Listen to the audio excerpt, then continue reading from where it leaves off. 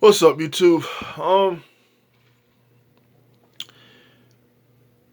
I want to do this video with constructive criticism, and it's not the type of criticism that people might jump to the conclusion of me putting somebody or putting the basis of those who I'm speaking of down. Okay? Actually, hopefully, that this discussion will bring awareness to open people's eyes up to the nonsense that has divided us, kept us divided, while those in the position that they are in get to control the narrative and the outcome of the events that's taking place in our lives. Okay.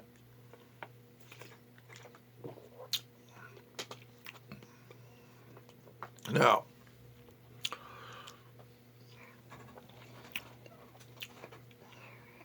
I guess my talking point is going to start with this.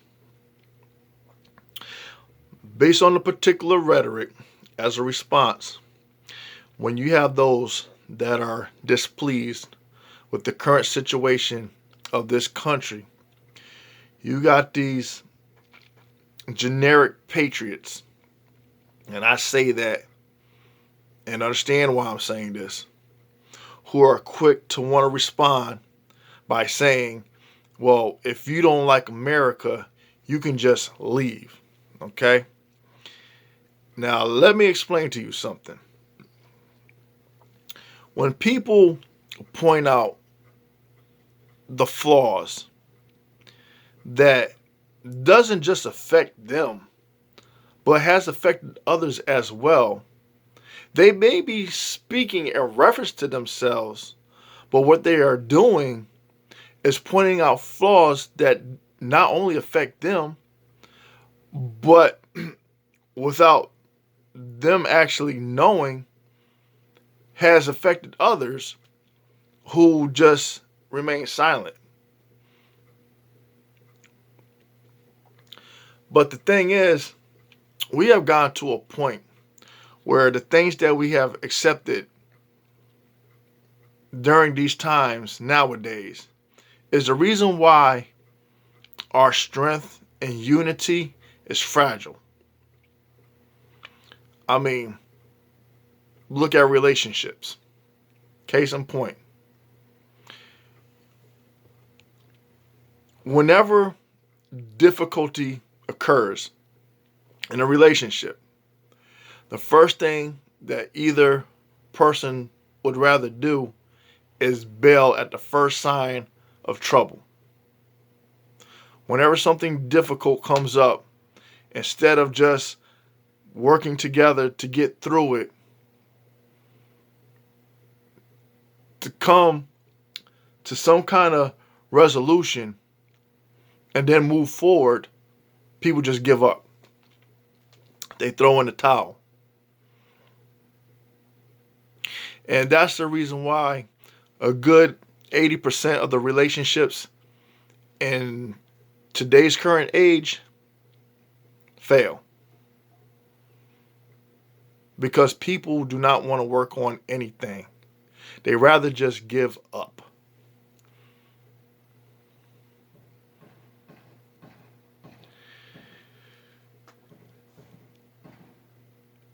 People will ask, are you proud to be an American? I'm going to tell them, I respond with this. I'm proud to be an American, but I'm not proud of America. And rightfully so. We've entertained so much nonsense that has torn us apart that we forgot what unity stood for, what freedoms was supposed to represent,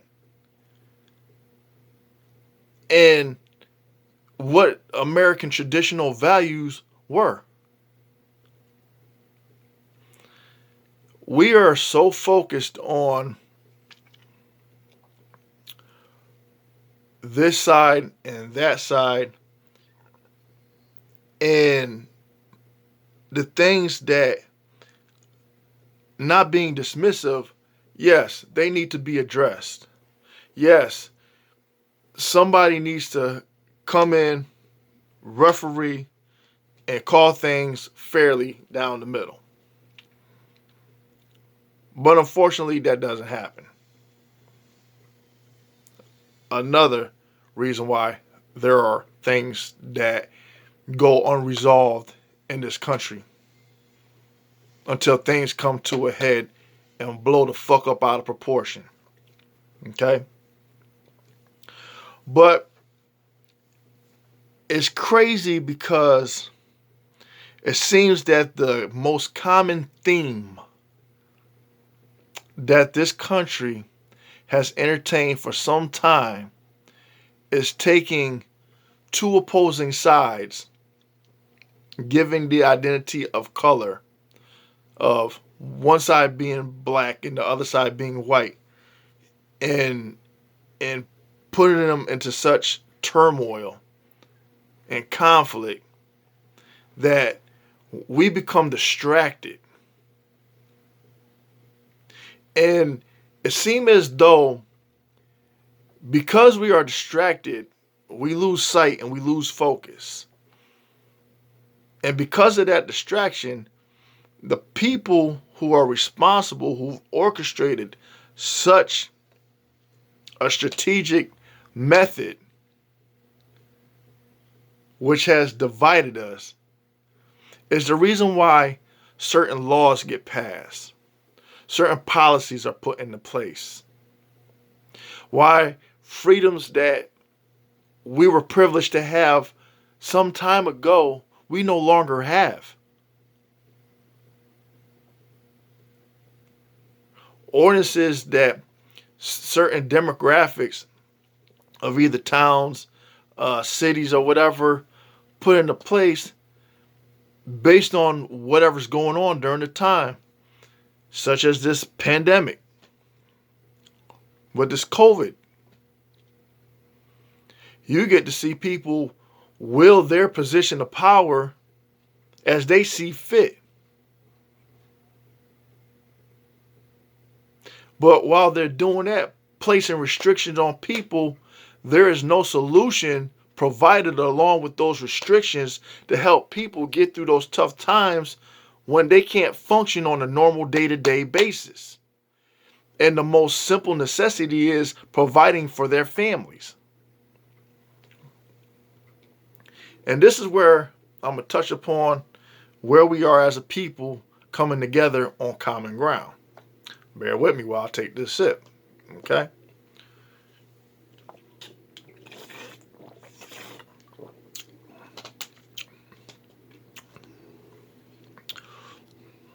Using the example that I mentioned moments ago with both black and white, okay? People know the history. People know the conflict of interest. People's general perception on one side's point of view versus the other, okay? And we can entertain semantics on why there's so much conflict between both black and whites. What we fail to talk about is the common ground on which both sides stand on, okay? Now here's where I'm going to break it down so I can open people's eyes up to certain things that I think they are purposely dismissive of or take for granted or just willing to just purposely not acknowledge. Okay?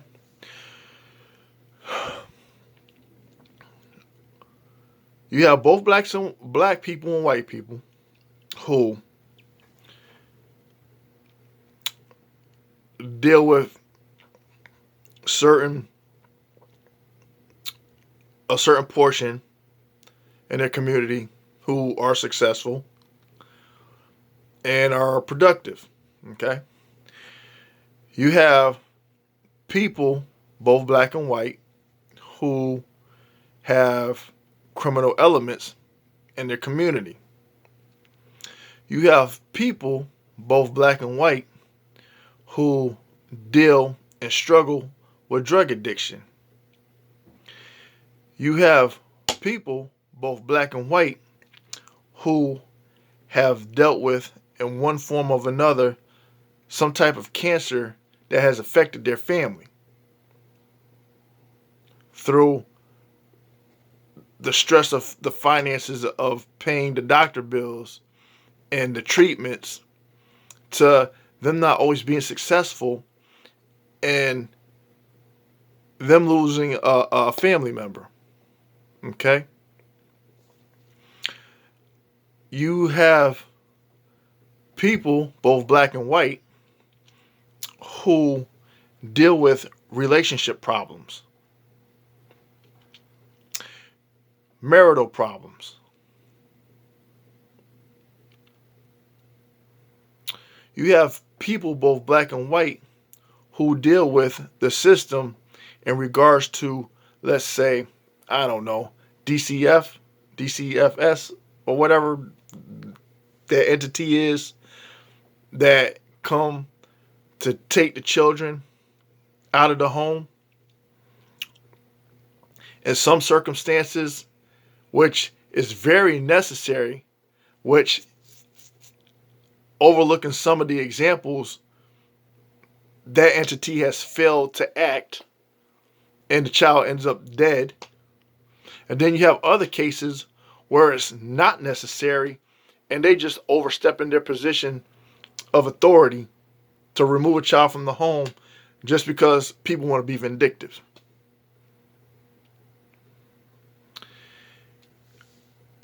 You have both people who are black and white who deal with the stresses of keeping a roof over their family's head, providing food, paying for utilities, making sure they have a means of transportation to get back and forth to work, daycare, putting their kids, making sure their kids have an education,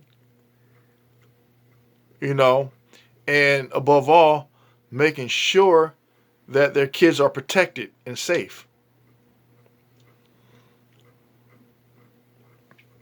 You also have people who are both black and white that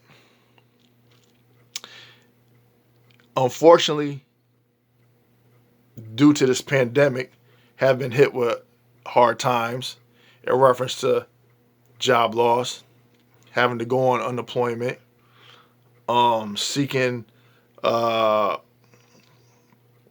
you call it, assistance from welfare, um, been evicted, kicked out, lost their homes, are homeless, um, are in a position of trying to figure out where their next meal is coming from.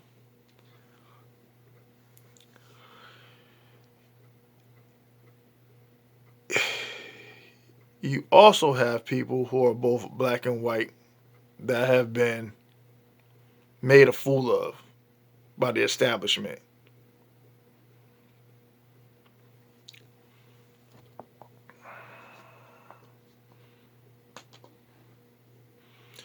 We were their pawns to a scheme greater than we could have ever imagined. And they preyed on our ignorance.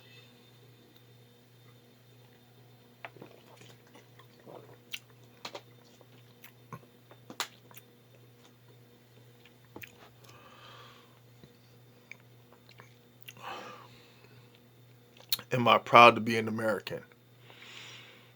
Yes, I am. And because as an American, the focus shouldn't be based on color, but unfortunately, because that is the main distraction, is the reason why that tactic has worked to no avail.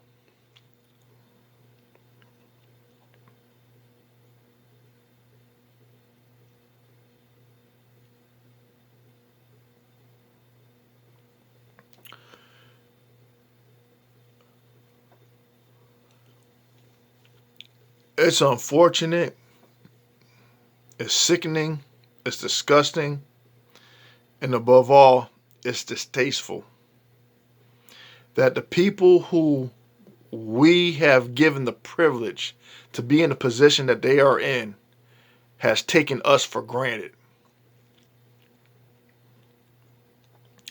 Now, here's something that I want people to think about, and this is going to be my last thought before I end this.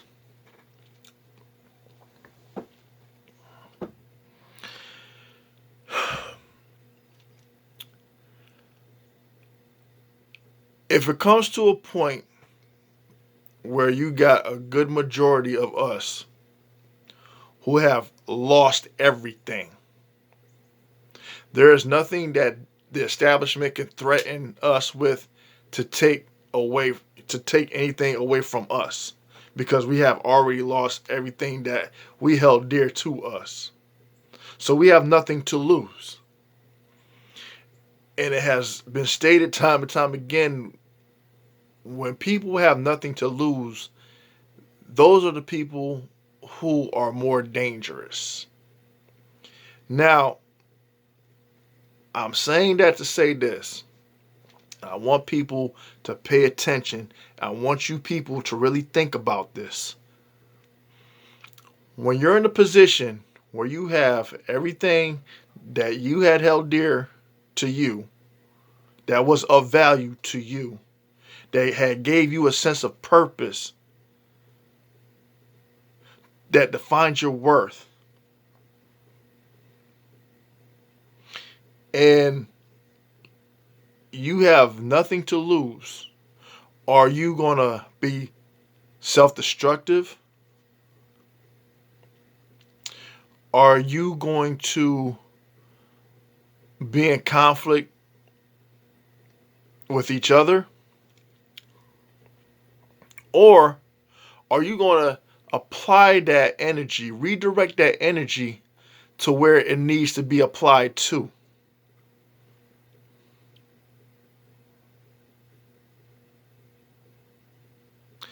Because the one thing that they often count to be in their favor in regards to the establishment is that even though they are so few in numbers, they're just a body that's made up in a congregational area, whereas we, the masses, outnumber them. And they fear that they will lose control. And they're trying everything now to regain a sense of control, to keep us conditioned, indoctrinated, and put on the leash to where they are able to dictate what we can and cannot do.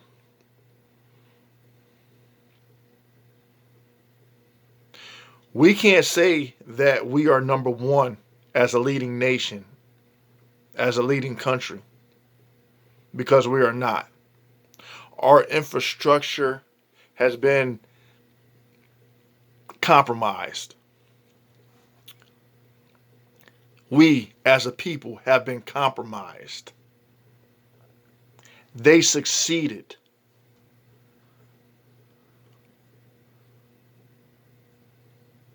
And I don't see how, but only a few of us are waking up to this, what is apparent.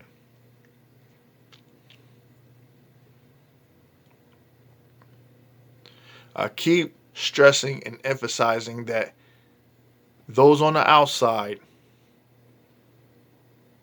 looking at America and our fragile state are judging us as we have done them in the past. And what I always talk about, things coming full circle. And you know how they say,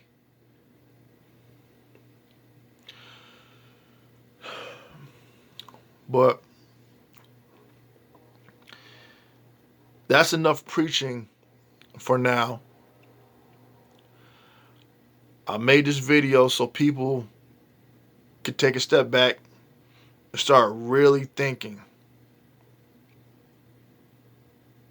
about the state that this country is in and why.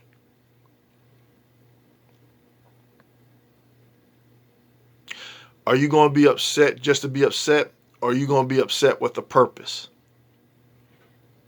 to do something, to change, to make where we are at here in this country better? Or are we going to depend on the people who have made it a point